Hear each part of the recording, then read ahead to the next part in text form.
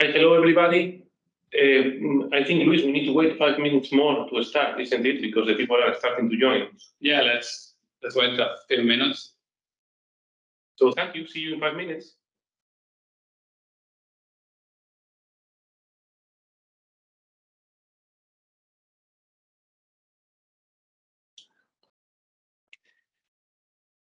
Hi, hello everybody. I think it's almost 4:05.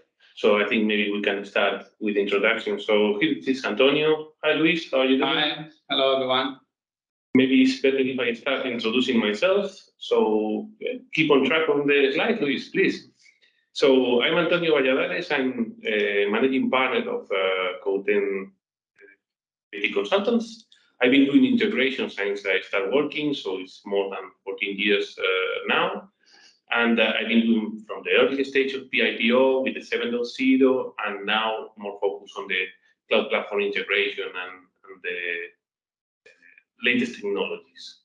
We've been participating in international projects across the globe in 3 different continents. And a lot of things in these years. I think they were well spent. But today we have here Luis. Luis, tell us a little bit about yourself. So hello everyone, my name is Luis Gómez. I'm integration architect here at Code10. I'm SAP certified consultant with over 13 years of experience in all the SAP integration landscape, SAP PIPO, integration suite, CPIDS. And my focus is on e-invoicing as well as in migration projects. And I'm also here now product owner of the Code10 Accelerator, the product we built. Let's introduce a little bit our company. So we are Code10 IT Consultants. We are a technical boutique firm focusing the technical area of SAP. We are silver partner of SAP and Spanish partner of Boomi. So basically, we cover everything that is technical around SAP. We do from the classic ABAP development to the classic PIPO integration and another integrations as well, and to the newest technologies, like everything. We do everything in BTP, isn't it? Yeah, we are focusing really in this area that we think is the future of SAP, and we are really working hard on getting the best fast. So cloud platform integration, data analytics, the approach of clean code using ABAP extensions, user experience, everything that is technical, we cover. From the typical project that we do, we are very strong in the invoice integration as well. We have some products that we'll talk later. And we have the typical EDI projects where we do customers, suppliers, integration, etc. But basically, all what it is technical from SAP, we are able to cover.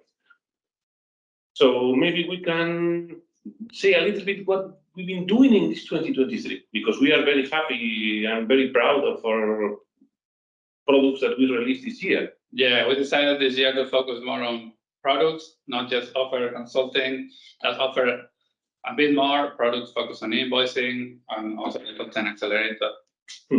So let's do it.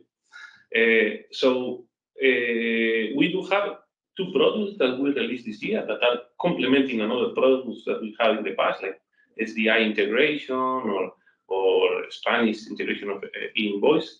But this year we were focused on Cassette Poland. That is one hot topic that will be mandatory from next year. We don't know yet if it will be postponed. But we do have a solution ready to go to integrate our SAP S4 very close to the standard, using either PIPO, Integration Suite, or Boomi middleware, and not doing the use of DRC Cloud, the public cloud. And then we have Ticket Buy that we were spending a lot of effort on Ticket Buy. Yeah, Ticket Buy is the invoice for the Basque country. This is a functionality that the SAP didn't cover in the standard. And we also focus on this solution close to the standard using e-document and also CPI, PIPO, and Boomi for communication. And we have to say that we're very proud of this. Yeah. or 35 solution for ticket pipe covers all the requirements for the 3 Basque province, including automatic correction of invoice, el error. So it's not only ticket pipe and Batus, it's also el error. Yeah, the error is everything. Everything is missing. That everything you can get is there. Yeah. But today is not the topic. No, today we're gonna talk about integration and the CI Accelerator. Yes, today it means cover the pure integration and how we think about what we need to do in the future for the integration. Yeah. It's not anymore what we have in the past, it's how we see the integrations, and for that we have our product, Code10 CI Accelerator, that we are very happy to introduce the release 2309. Yeah. Now it's a little bit more mature, no? Yeah, it is really mature. I think to come to what the product offers, we need to start talking about what's integration nowadays and how it has evolved from what we know from all systems, PIPO, and also all company landscapes. Now we have a more complex architecture in companies, several systems, several applications that need to be interconnected. That's what we call distributed IT systems. It's not longer file to file. No longer file to file. More systems to play around. Yeah, that's true. So for this, we cannot use the same approach that we used before, like a middleware that is covering flows point to point. We need to go to a distributed architecture and an API first approach. Oh, sorry, wrong direction. So this API first approach allows us to communicate different systems that use different message and transfer protocols, and that use different authentication methods. We can manage the releases, security, quality of services based on APIs, and that will create an ecosystem where all these interfaces, all these products communicate between to each other using APIs. So in SAP, main APIs we have are SOAP, that's the classic first ones. Yes. SOAP services, which we will start doing that. And then REST APIs. From REST APIs, we have OData, OData v2, OData v4, and now SAP is introducing also API Graph in the API management and also in balances APIs. Yeah, that's a really good idea. And also, one of the new trends in integration is the REST. The event-driven architecture based on events. Everybody wants event-driven architecture these days, isn't it? Yeah, everybody's asking what can we do with events to have a different approach.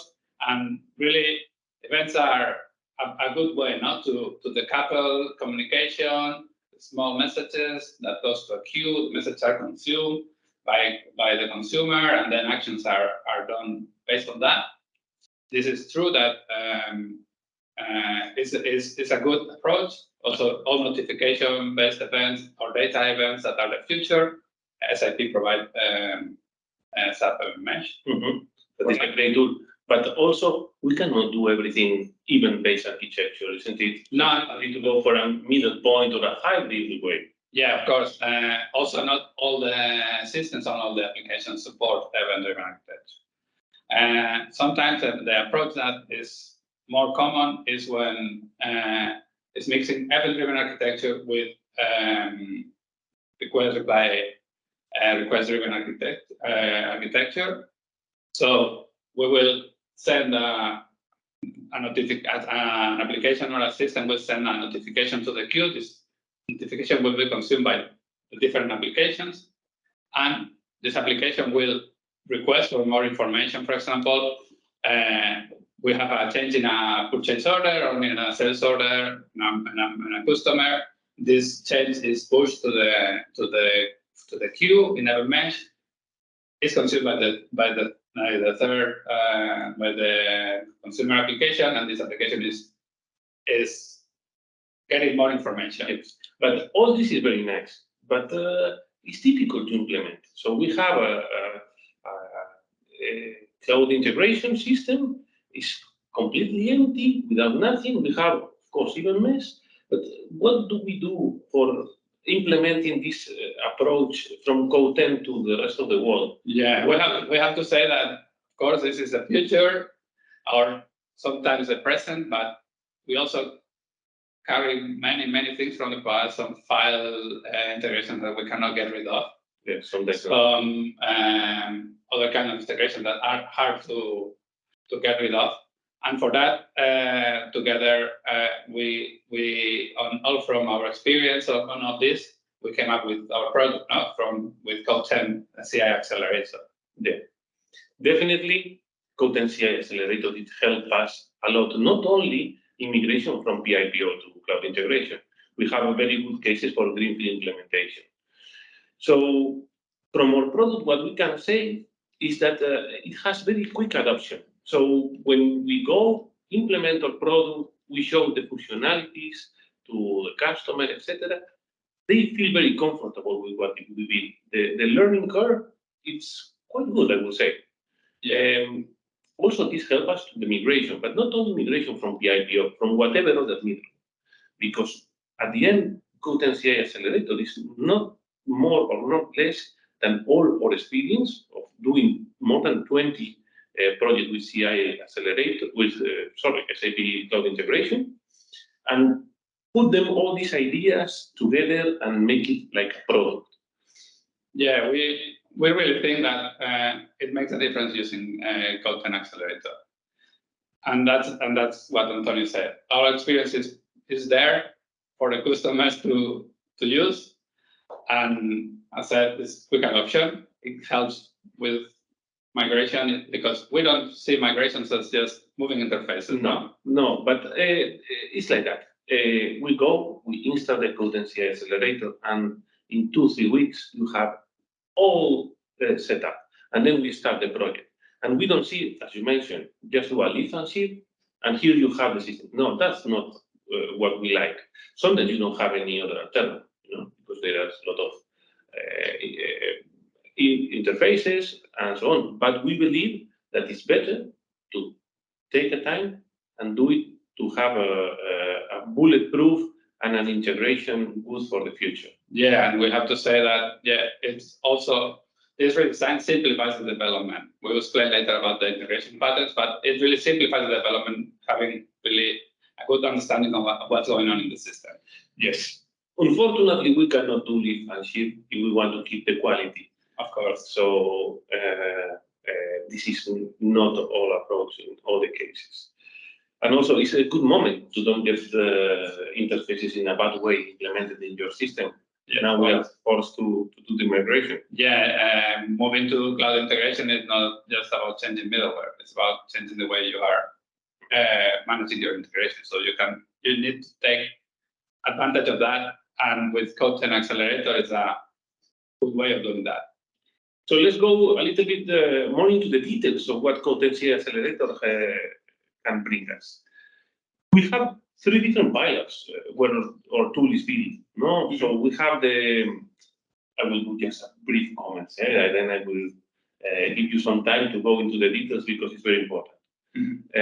But the 3 different pillars that our solution is based is the integration patterns. So this is exactly how we see that the integration should be.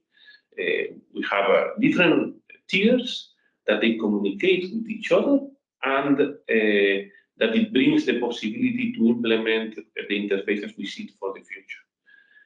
Then we have another pillar that is very important, and we want to move it to the next level, is the alerting tools. So it's not only alerting like an email, it's a new way of rethinking how we were doing the things and how we want to do the things, integrating with ITL tools and more surprises. I will not do a spoiler, please don't worry.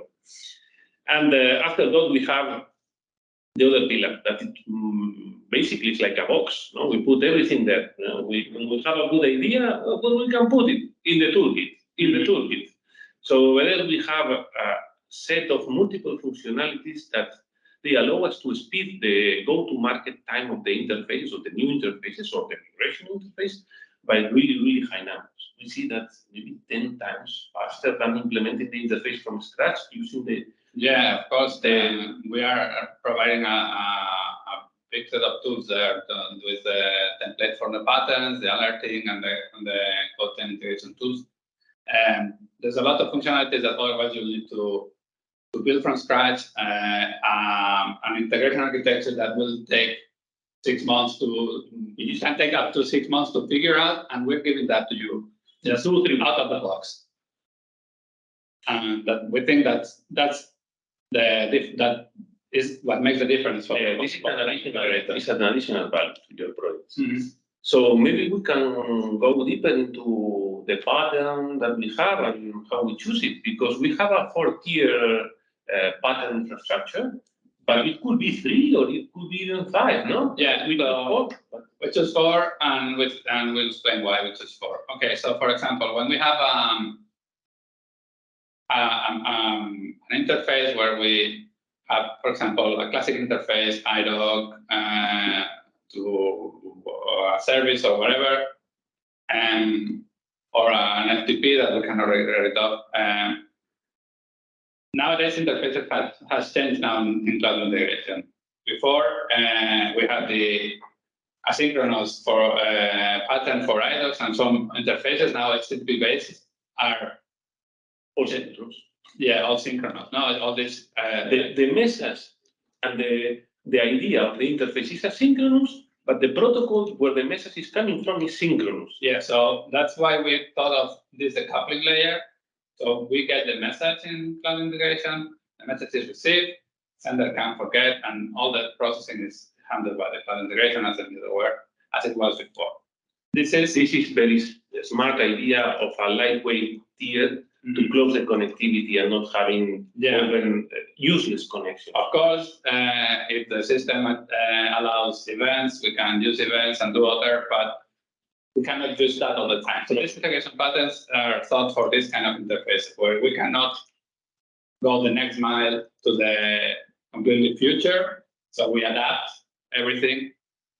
So we are doing this decoupling at first. This is just taken then to a routing tier, what the different recipients of the message are identified.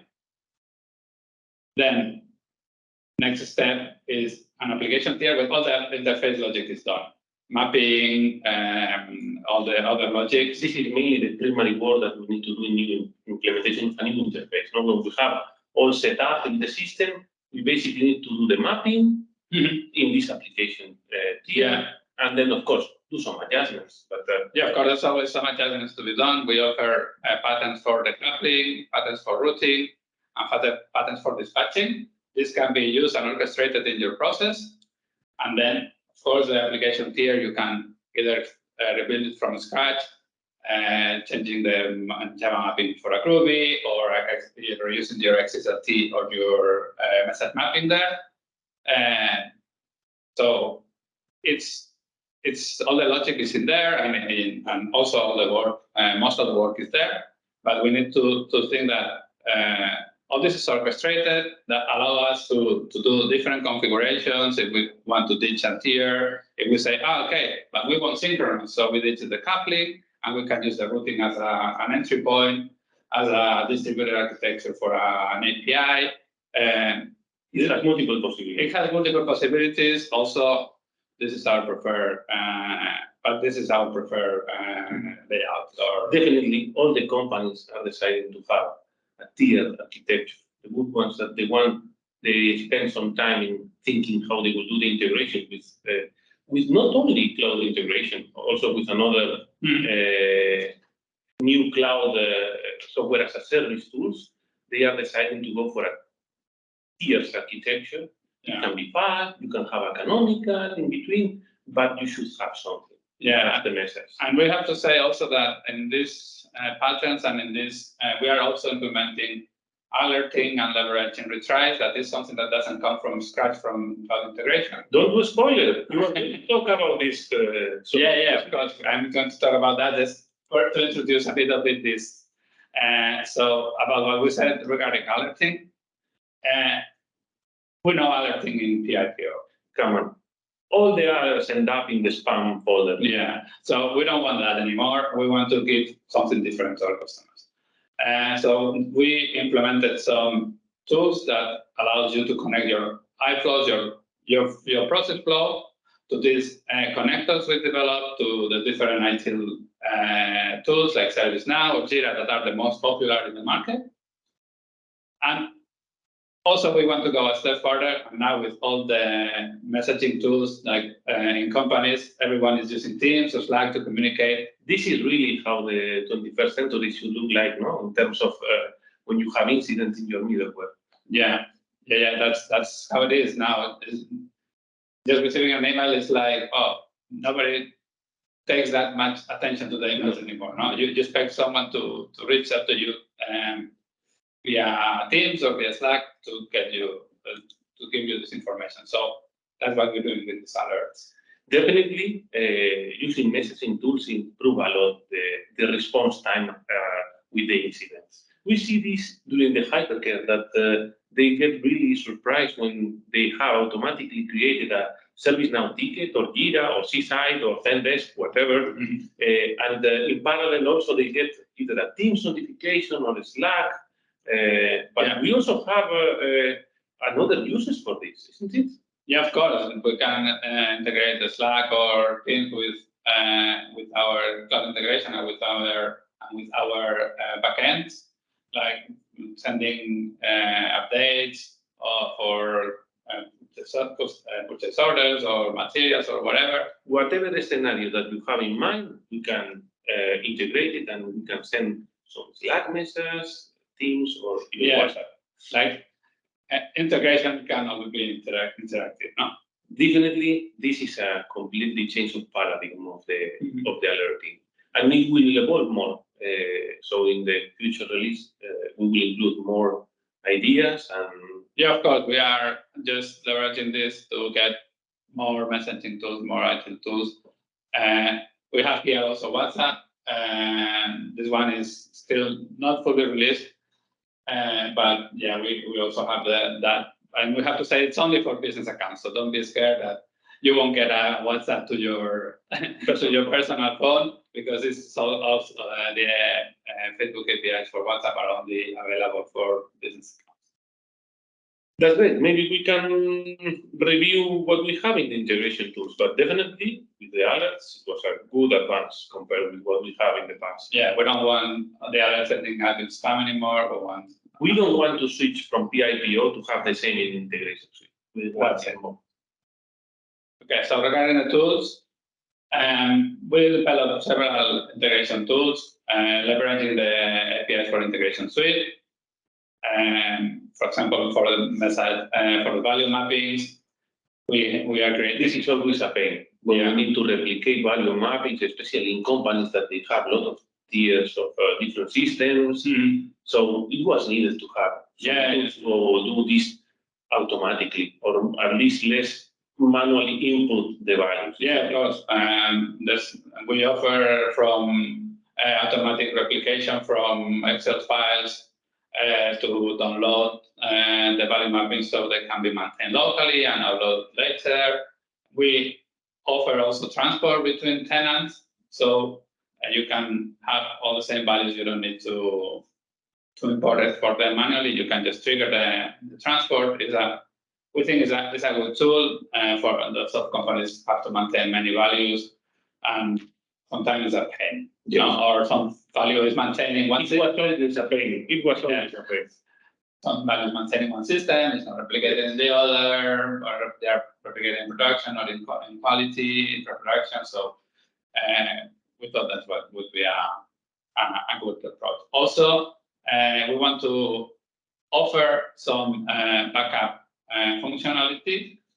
Yeah, disaster recovery. No? Yeah, disaster recovery. Kind of disaster recovery. Now, before you have your PIPO on premise, you can use all these backups of the system, snapshots of the virtual machine. But now all this is in the cloud. Of course, it's managed by SAP, good quality data center, reliable. But sometimes you still things can happen. Yeah, sometimes things can happen, or someone make a mistake and they did something that is not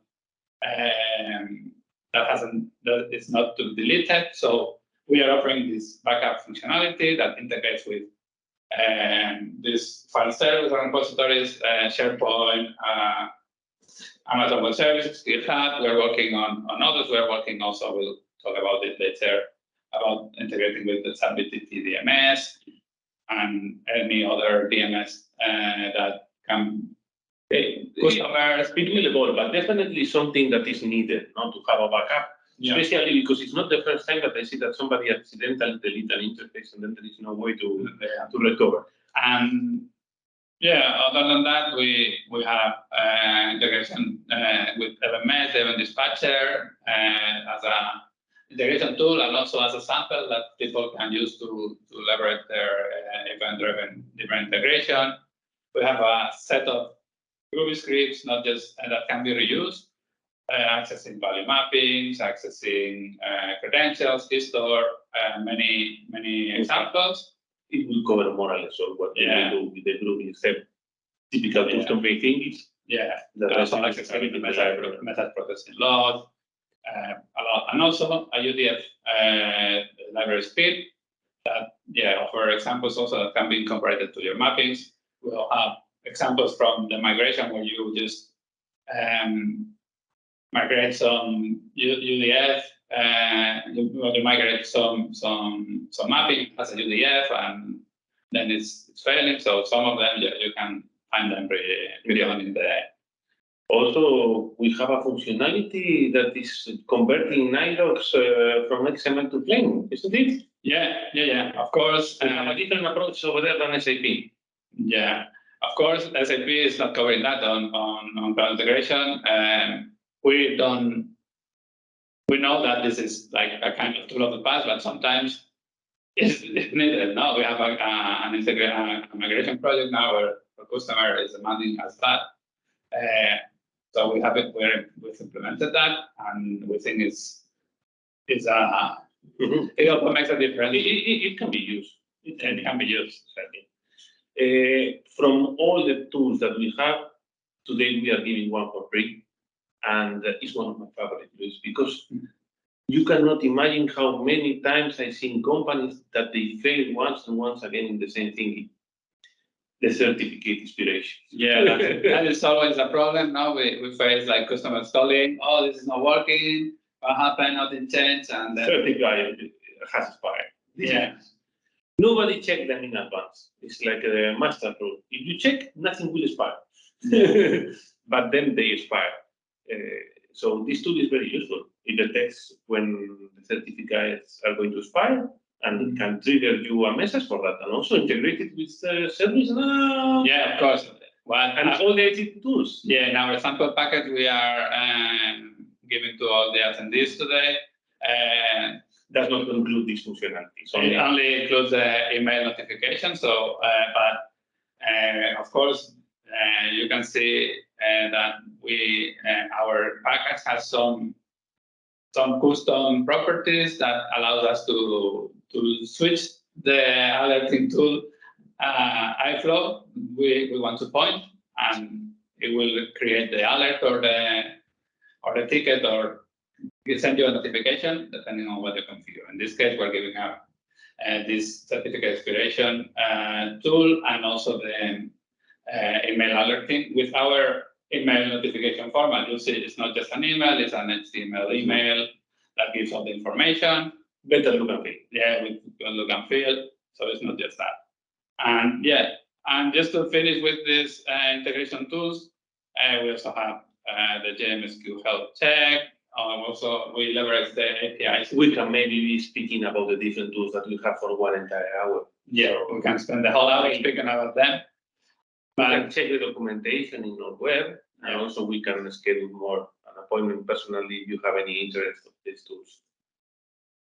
But let's talk about what it will come in the future roadmap. Yeah, this release, we released a lot of new functionalities, and we also polished existing ones. Mm-hmm. But we have very ambitious plans, isn't it? Yeah, we want to take our product to another level. So it's not just offering the tools, it's not just offering the patterns and the alerting and giving you the advice, simplifying your integration. It's just also helping you work in the system. No, we are building an integration dashboard that that will enhance the administration experience. Yeah. We all know now, like the monitoring, for example. I don't like much the monitoring. Yeah. It's something that is visible that somebody has to release something powerful there. Yeah, we need some enhancement, enhanced monitoring, another way to manage the tools, like the system logs that are a bit hidden. We can like also integrate the certificate check there. So there's a lot of applications that we've integrated in our dashboard that will come as different applications. I'm really looking forward to see the Yeah. integration dashboard. But also, not only the integration dashboard is the only ambitious pillar of the next release. We will have a resource center. Yeah, so for customers that are using our CI Accelerator, we will give them access to our resource center that we are also using internally, of course, with different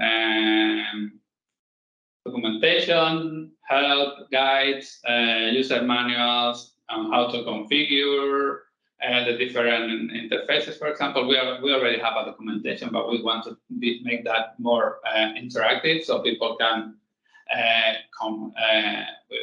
comment on that, give us feedback. Moving the documentation to the next level. Yeah, it's not because at the end, having it in PDFs or PowerPoint is not the way to go forward. But it's what we have at this moment. Yeah. So Resource Center will bring really additional value to all the documentation, all the integration patterns, how to use them, and so on. And also, we will have new tools and functionalities. Yeah, of course. In the next releases, we will keep adding new tools and functionalities.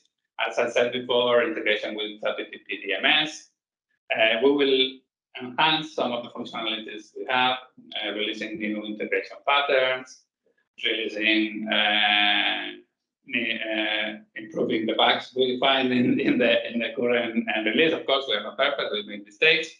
And one of the most important things that the pillars we are doing is we want to offer a set of tools to integrate with Microsoft tools. Microsoft is widely used. I would not say that everybody, but almost everybody has a product of Microsoft. Most of the companies use SharePoint, and we will try to integrate with Yammer. That is like a kind of like sandbox zone, kind of like interactive community thing. We're thinking of other tools like Power Automate. With Power Automate internally, we use it a lot. Yeah, we use a lot of Microsoft tools, and we think that it's a good thing to have them integrated in the company landscape. So maybe people are thinking, okay, but how do I get this Code10 CI Accelerator, or what options do I have? So first of all, just to mention that all the integrations, all the migration that we do from PIPO or from whatever other interface to integration suite, we are including this CI Accelerator for free, because this is how we believe that the integration should be done. So it will not make sense that we include an extra price on that. Yeah, we are using it when we are doing our integration. We are using our tool. It's not just, oh, have this. We don't believe in that. We do believe in that. Yeah, every day we use our own tool. That's why it should work fine. But we do have a base package that is the starting point in case that you did the migration yourself or with another company and you want to use it, or you have a greenfield implementation. And then we have a subscription base. But please do not hesitate to contact us if you want to have more information about how to get Code10 CI Accelerator or what benefits can bring to your specific landscape, because we like to discuss all these things. Yeah, just reach us and we are happy to help you, give you our advice. Talk with you about how we do our projects, not just implementations, how we do migrations, our procedures to do the migrations. This can be a topic for another webinar, because it's a really hot topic right now. It is. It was a good point. We have to prepare another webinar focus on that. So maybe we can give some time to the people if they do have any questions. Here we have Anna and Mauro with us, so I hope that they will read us if somebody did any question or if they want to raise their hand and talk it. Please feel free. We are like in a family. Do we have any question, Anna? Yes. So how would the CI Code10 Accelerator fit in a migration where time is in the essence? Where there are a lot of interfaces or workload for that matter. We understand that some of the companies are in a rush because they have either a lot of integrations or they do have some license thingy that they need to switch to cloud integration as soon as possible. In this case, Code10 CI Accelerator speed the transition to the cloud. This is not just to do a lift and shift, thinking that the migration assessment and migration tool of SAP will work, because with our experience, we know that it will not work.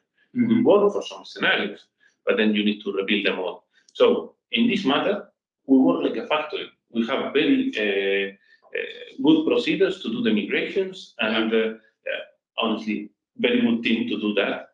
And we apply Code10 CI Accelerator, and we work as a factory to improve all these migrations. So if you have due dates for doing the migration, or you have a lot of interface, do not hesitate to contact us because we will help you with that. Yeah. Probably seems that the battery of the laptop didn't hold as much as you were standing there. So really thank you. We're well able to go through the presentation. I have to just say a bit more about this topic of the migration with large volumes or time. Yeah. So as Antonio said, timing and Code10 CI Accelerator is just about speeding up quick adoption and faster migrations. That's what we showed before in our slide. More secure, stronger, and with better quality. Not only that. That we can deliver good quality integration based on our experience and our integration patterns in a short period of time. Yes. Do we have any other questions? Seems not.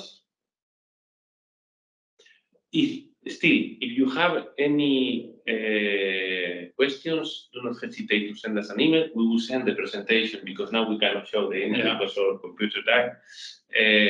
But do not hesitate to send us an email. We will be very happy to reply to any question. And if you want to schedule an appointment to talk about your roadmap to the cloud integration, we are very happy to do it. So, and we want to thank everybody to attend to the webinar. And probably we'll do the next one about our methodology to do the migration. I think it's a good idea. And also, yes, thank you everyone for joining us. It's a bit of a different kind of webinar we tried today. We try to make it more fun because if we start to talk about technical things, probably somebody will fall asleep. You get to see us, so thank you very much. And I see that in our documents they say that now we need to do the Windows 95 dance. No way. I'm not going to do that. No way. Okay. Thank you very much. Thank you very much.